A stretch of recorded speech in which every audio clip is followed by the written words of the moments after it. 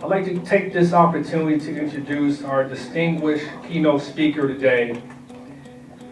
His name is J.C.B.A. Not a lot of people may not know J.C., but before the end of this presentation, you will know him. J.C.B.A. is a social innovator and change agent that is a certified professional in financial services and an MBA, who is completing his doctorate in business with a focus on organizational leadership. Mr. Baker is a #1 Amazon best-selling author and 3-time published author as well. With 20 years of high-level sales, entrepreneurship, and consulting experience, J.C.B.A. has been successful in industries such as pharmaceuticals, mortgages, automotive, education, faith-based, and professional sports. J.C.B.A.'s expertise is TMXPT. I don't know what that is, but I'm sure he will educate us on that. Organizational strategy and process innovation. He is also a fellow Bearcat of mine. Please help me in joining me in welcoming J.C.B.A. Published author.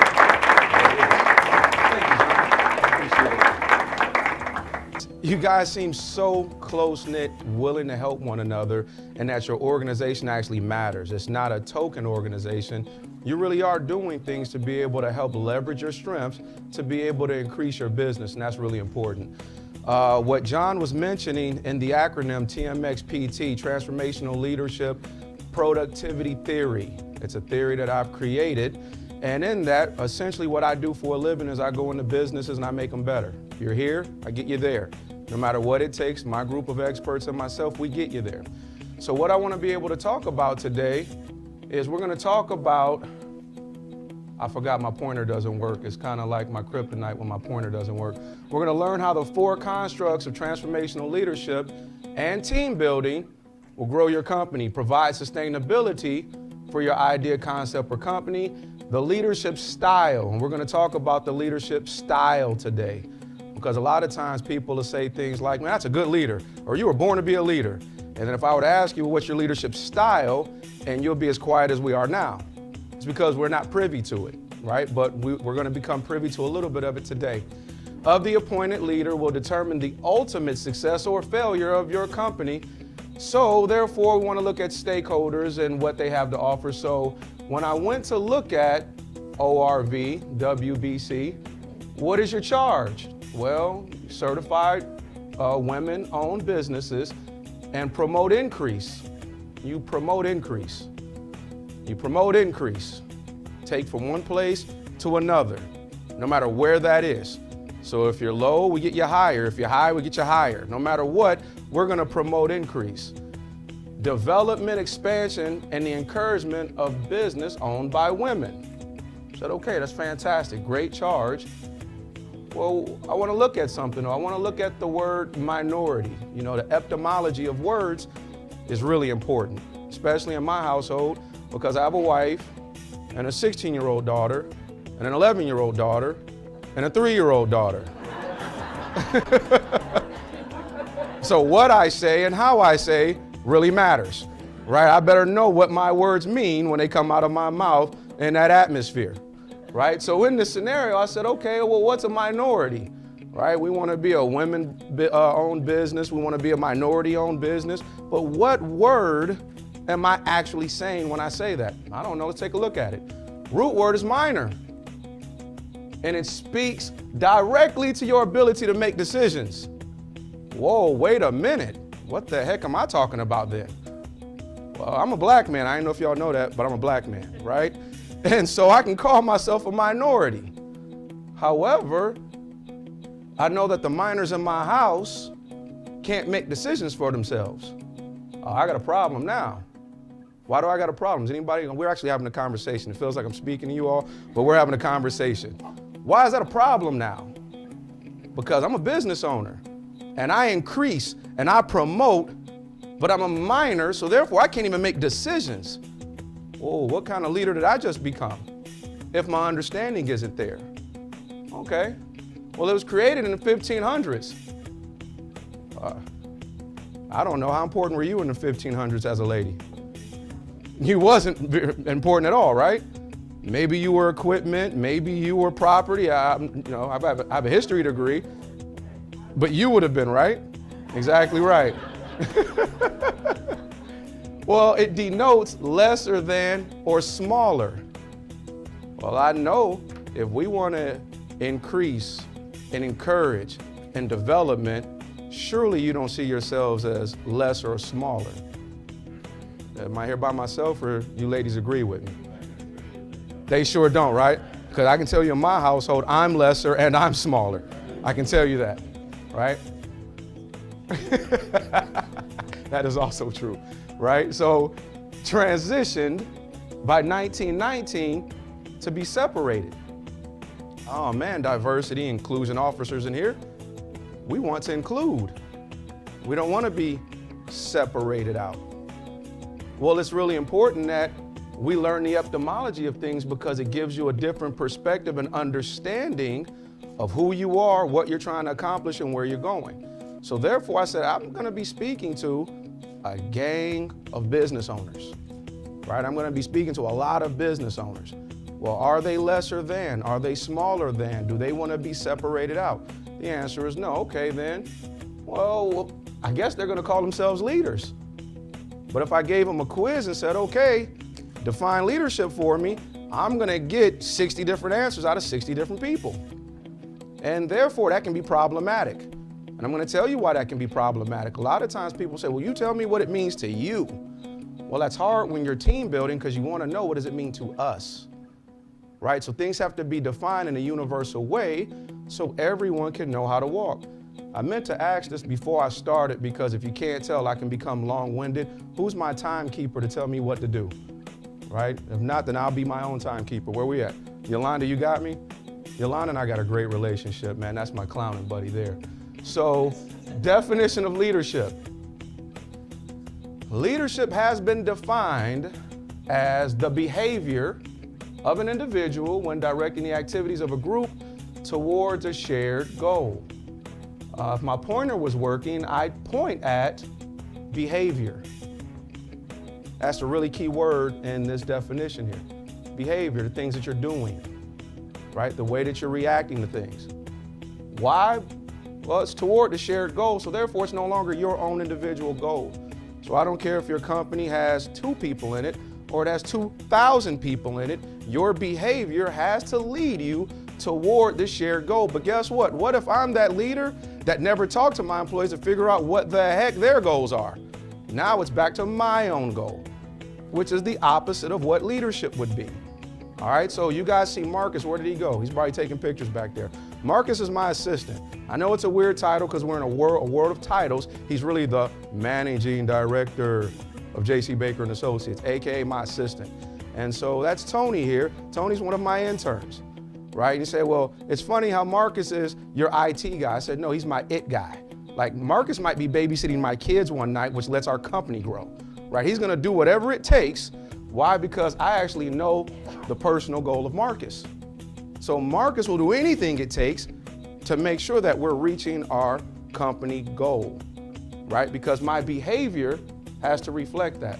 Well, what are some other definitions? It's also been defined as the influence of human relations. My pointer worked, I'd be pointing out influence. We're gonna talk about influence. We're gonna take a quiz on influence a little bit later. All right, so make sure that you ladies are ready for that. And so, once again, of human relations, how are we related to one another if I were to combine these relating one another and our behavior for a shared goal?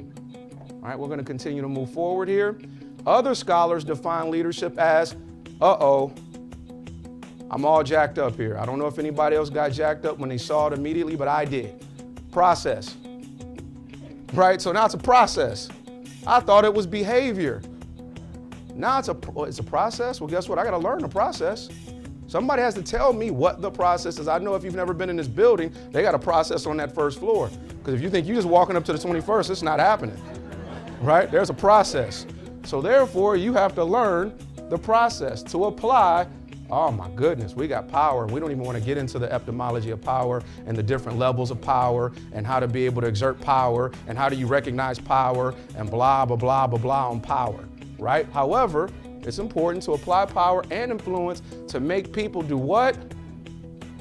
Work together. Whoa, we're back to our shared goals of being a team. So the leader, behavior and influence and decision making and all of these things are going to work together to accomplish, oh my goodness, a common goal can't just be mine. So I think everybody's got that so far. So we're going to talk about a few types of leadership. I'm going to give these out to you for free today, okay? I promise you. One is transformational. I will teach you about transformational here momentarily. So just act like you didn't see that. Write it, but then act like you didn't see it. We're going to talk about the other two. Transactional. Majority of the people in the world are transactional. I am looking at a lot of transactional people, and you said, man, how did you prejudge me? You don't even know me. How would you do that? Because you've been programmed to be transactional. It's not your fault. You've been taught to be that way. So transactional leadership is this. You do something good, I give you something. You do something bad, I punish you. You're a transactional leader. Well, I'm not really like that. Well, no, everyone's like that. When you put your child on punishment, when the law officer gives you a ticket for speeding, that's the society of what we've created is a transactional relationship. So therefore, guess what? When I hire you, I'm going to give you a bonus. I'm going to work really hard for that bonus, right? That's a transactional relationship. The problem with transactional is what? Can somebody kind of tell me what you think the problem with transactional is? It's individual, right? You may want more, right? Both of those are correct. Any other aspects? Okay, there's no inspiration behind that, right? No creativity. Anything else?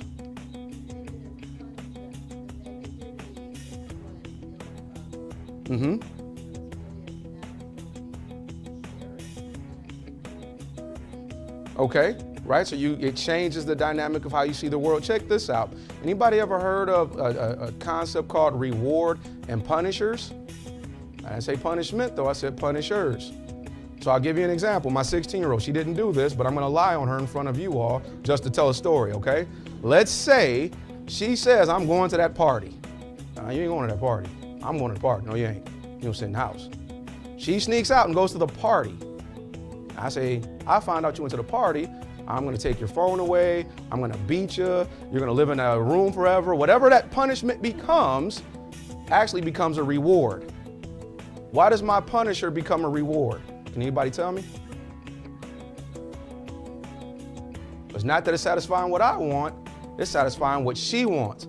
Why? Because guess what? Beat me all you want. I'm at the party, right? I'm cool. So now I'm weighing my opportunity cost, economics 101, that what am I giving up to go be cool at this party? I'm giving up a whooping or a phone taken away for a month or being in my room all weekend long. I get a better satisfaction out of being at that party. Well, why are we saying this? For all the same things that you guys just mentioned, is that as a leader, when I only offer transactional behaviors, I better be prepared to be able to get out of the members and the rest of my stakeholders whatever they find value in. So if they no longer feel value in the thing that I'm transacting, they no longer behave in a manner that's influential for our common or shared goals, it becomes individualized from that standpoint. Is everybody still here with me, or am I talking to myself? Right? Does that make sense, right?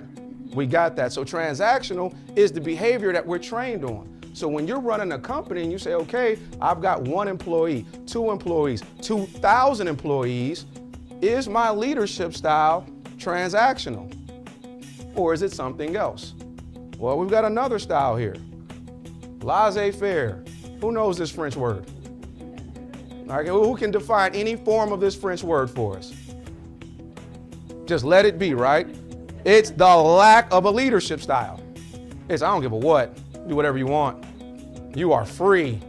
Now, some people say, well, nobody does that. They sure do. They do it all the time. I'll give you an example. When I was in the automotive industry, we would have sales managers that would say, we need to go find some tenured sales consultants that already know what to do. Why? So I can be laissez-faire.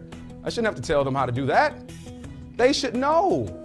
I don't want to coach them. I don't want to be intimate with them. I don't want to learn their shared goals. I want to offer them a bonus when they sell a bunch of stuff, and I just want to leave them alone because they're veterans, right? They've been through it, they're experienced, right? So now I'm laissez-faire. I don't really have a leadership style, but guess what? You actually do. It's called the lack of a style, right? So we want to talk about a better version, which is transformational. So as we look at transformational, there's 4 constructs. First one, inspired motivation. Now I will submit to you before we jump into this is that you actually need all 4 combined in order for it to be considered transformational. If you're missing one, it's another version of leadership, okay? And I don't have enough time to get into all of the different styles of that, but one is inspired motivation. Number 2 is idealized influence. Next is individual consideration. And then lastly is intellectual stimulation. Now, here's what's important about this. Inspired motivation. Behavior, influence, remember our original definitions of leadership, is that the leader, well, guess what? The appointed leader of the company is whom? Does anybody know? I gave y'all a hint. Who's the appointed leader of, what's your company? Who's your company? What's your company? Tom Smith Industries. Who owns Tom Smith Industries? Annette Smith. Guess who's the appointed leader of Tom Smith Industries? Annette Smith. And then guess what she does? I'm gonna go and take you and make you what? My CEO, CFO, COO. I appoint you to a leadership position. That's why the term is appointed leader. Some people say, leader must rise amongst you. Not if we don't appoint you. You're not a leader unless you've been appointed. That is a problem to people, all right? So you have to be appointed. So therefore, the inspiration has to come from the appointed leader. So the motivation is there. You say, okay, what do you mean the motivation? Follow me, just walk with me on this. Please don't walk away from me. Is that one thing that I found was funny is I was a former athlete at the University of Cincinnati, and we had a guy come in my sophomore year when we were really bad, and he came to talk to us about being really bad. And the first thing he said was, did you guys give your head coach permission to coach you? What? What do we mean, do we give him permission? And our head coach, you know how he felt, I ain't gonna get no permission from nobody. It's my team. I don't wanna hear that. And he used some other choice words behind that, right? But the reality is, unless I give you permission to lead me, you're not leading me. You did because you signed the application. No, I signed the application because I wanted money. I didn't want to be led by you. I wanted to get the paycheck you were gonna pay me. Being a leader is something different. You actually have to ask for that permission and find out what in the world is the motivation. Then I gotta inspire that level of motivation. Ooh, that's too much work. That's why laissez-faire is better. I don't have to do all of that, right? That's why transactional, I give you a bone, you chase the carrot, right? Well, idealized influence. Remember we talked about influence later, that we would talk about it? So show of hands, influence. Is it internal or external? So everybody that thinks it's internal, raise your hand, influence. Is it internal? Comes from inside of you. So by the lack of hands, everyone else says it's external, because I only gave you 2 options, like undecided doesn't count. So you either think it's internal or is it external? So show of hands, everybody else is external, right? All right, so if you raised your hand and you said influence was external, stand by that decision and tell me why. Anybody, I don't care who it is, somebody tell me why.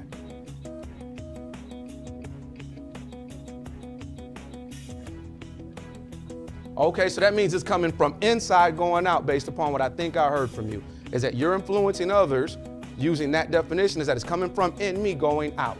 Is there another explanation on if someone thinks that it's external?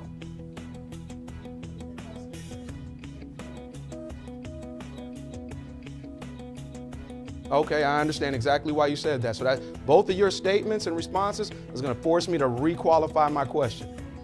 Your personal influence, things that happen to you, is that because of what's inside of you, or is it because of what happens outside of you? Even though combo's not an answer. That's my answer, daggone. That's what I'm saying. All right, so you say combo. Tell me why.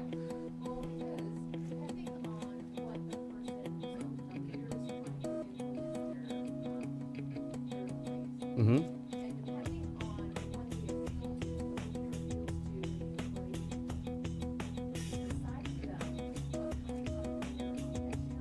Mm-hmm. Okay. Okay. Mm-hmm. Right.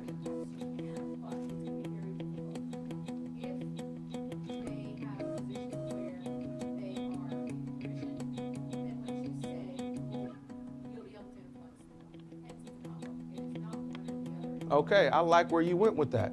I'm going to help guide it some more, but that was fantastic. Here's why. Here's why it was fantastic. Influence actually is internal 100% of the time. Internal. But I'm going to show you why it's internal, and I know exactly why you said external. The way that you explained it helped me understand your positioning. It's internal. Here's why it is. Anybody got kids in here? Don't hang out with Robert. Robert's bad influence. Anybody ever said that? Well, Robert can't really be a bad influence, right? Robert can't be a bad influence unless Billy wants him to be a bad influence, right? Some of you all came in here looking really nice today. I mean, really nice outfits. I will not wear a dress, nor will I wear high heels.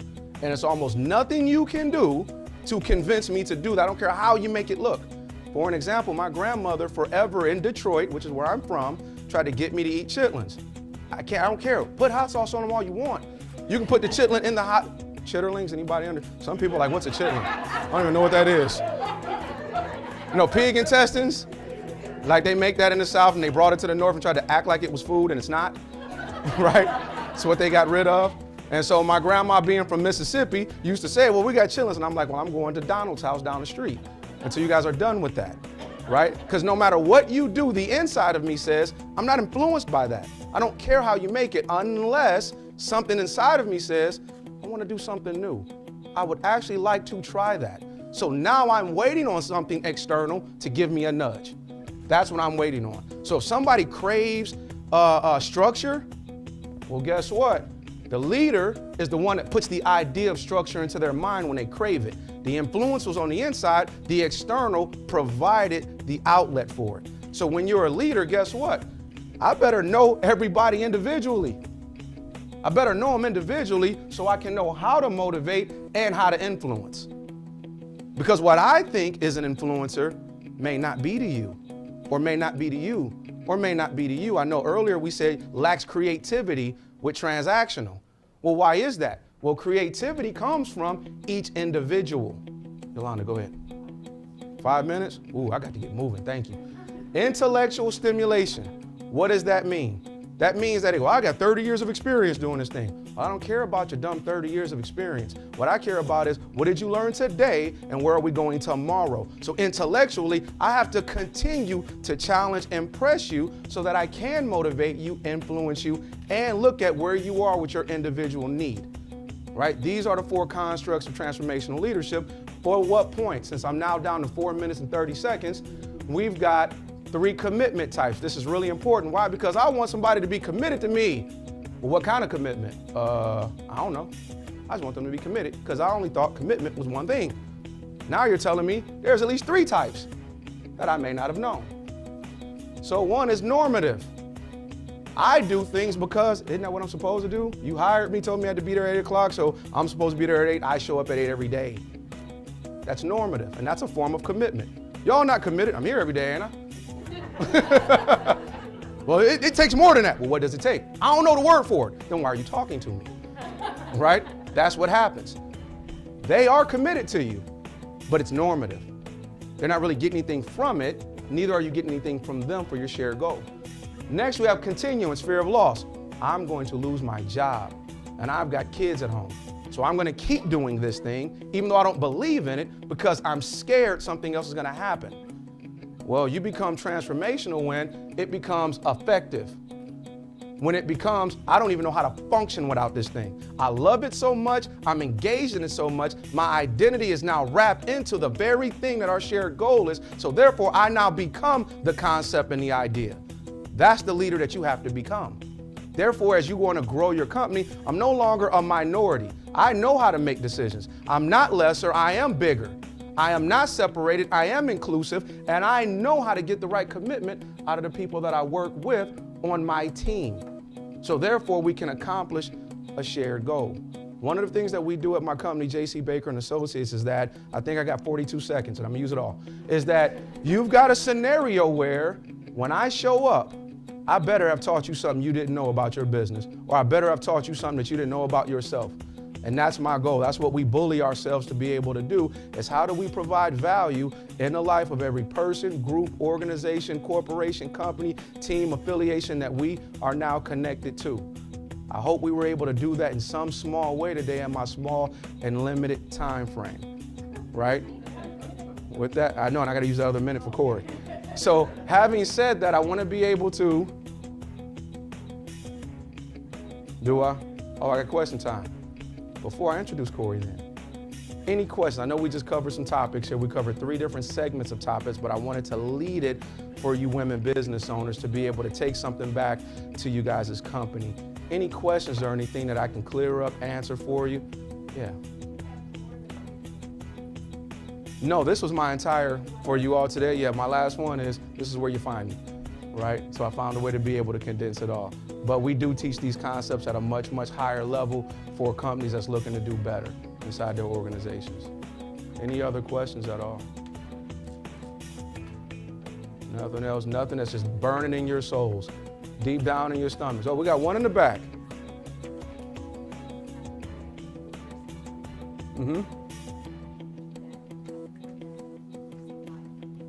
Okay, that's a really good question right there. It's knowing which questions to ask and when to ask them in the right integration of time. And here's what I mean by that.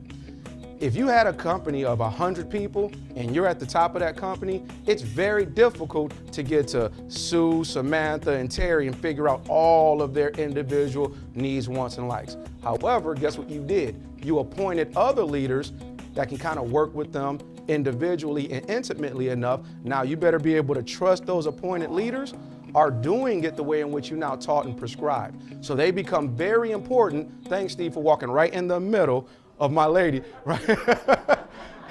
Hey, we was out here doing the matrix trying to, is that, so what happens is you have to trust that your secondary leaders are giving you the true pulse of that team. So if you're a transformational leader with a transactional appointed subordinate, you've got problems now.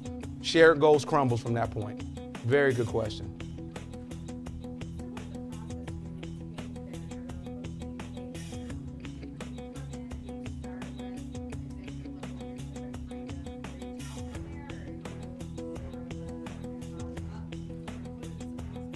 Okay, my personal approach is what we call TMT, which is the top management teams. I actually took the hardest approach. Why? Because no CEO or boss or founder wants to talk to me. I have to force them to talk to me about these concepts. Why? Because they know what they're doing. Talk to me for what, right? But here's the reality. When your foundation is not good, nothing else is good, right? I mean, I feel like that's a cliche from that standpoint, but if the foundation of my house isn't good, who cares about my windows and my roofing and my doors and my electrical? So the reality is that's who we are targeting, saying, look, we don't want all 1,000 of your people. I want the top 5. Who are the top 5? Because they set the occasion for the behavior and the influence inside of the organization. So that's who we target.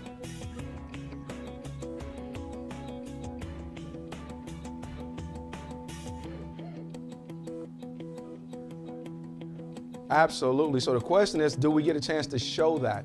It looks different every single place that you go. I'll give you an example. What I gave you guys today was not a canned speech. It's not like I take this one, put it in my pocket, go on the road, and go speak it somewhere else. Everything we do is a la carte, individualized, customized. Why is that? Because if everything is individually considered, you can't be moved the same way I move them.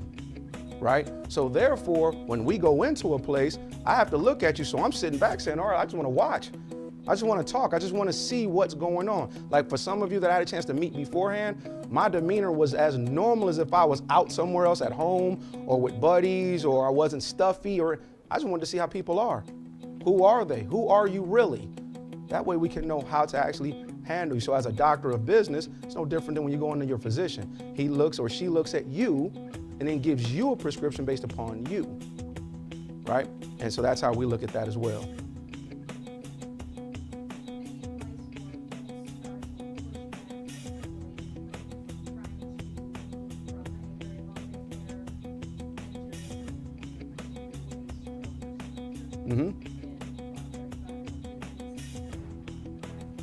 Really? Well, the important part about that is going to be those individual conversations. A lot of times you get put back because of their lack of understanding. When they find out that all you're really trying to do is implement what I actually want, yes, it changes the narrative. So from there, you're not pushing me back anymore. Who are you really pushing back? You're pushing you back, because I'm trying to converse with you in a way that gives me real data for information purposes, so I can make a decision on how we can come together for a shared goal. So you actually have to program your conversation 100% of the time. So the reality becomes, and I always find this to be funny, but Marcus has been with me 8 years now. Probably be together hip to hip, right? One of the reasons why we've been so long is I'm the best boss on the planet. I am absolutely wonderful, right? You say, and the reason why I can make that claim is because I listen to his mouth all the time about how he sees the world. And I try to make concessions for how he sees the world based upon what we're trying to get done as a unit. And when the way he sees the world falls outside the framework of what we've already agreed on as a unit, it's easy to pull him back. As long as I'm staying inside of the framework of where we're trying to go as a unit. And that's where the difference becomes. So it's gonna take a lot of work, especially for a 35-year-old company. We know what we're doing. We've been doing it like this. Ain't no way you gonna move me. Yeah, okay, tell Nokia that when they had a lock on cell phones, now they no longer exist, and their CEO was crying on television like a baby with real tears. You know how sad that is for a 60-year-old to be crying at a podium with real tears because his company just failed? It's laughable. But he did it because he couldn't change, right? The way that he saw the world was antiquated. And you can't do that without the creativity and the human capital that you have inside your company. Utilize it at the highest level, right? Fantastic question, by the way. Hey, I'm J.C.B.A. of J.C.B.A. and Associates, and I had a fantastic time today at the ORV-WBC event. I had a great time networking and meeting all of the ladies throughout this River Valley district. People came from everywhere, from Cleveland, from Dayton, from Kentucky, and we just had a wonderful time talking about leadership principles. We had a great opportunity to learn more about Motivate to Graduate and to be able to learn about every individual business that was represented here. There's a lot of great work going on from the tech sector all the way to art. And so having said that, I'm really appreciative of Macy's and being able to bring us in and be a part of this wonderful event.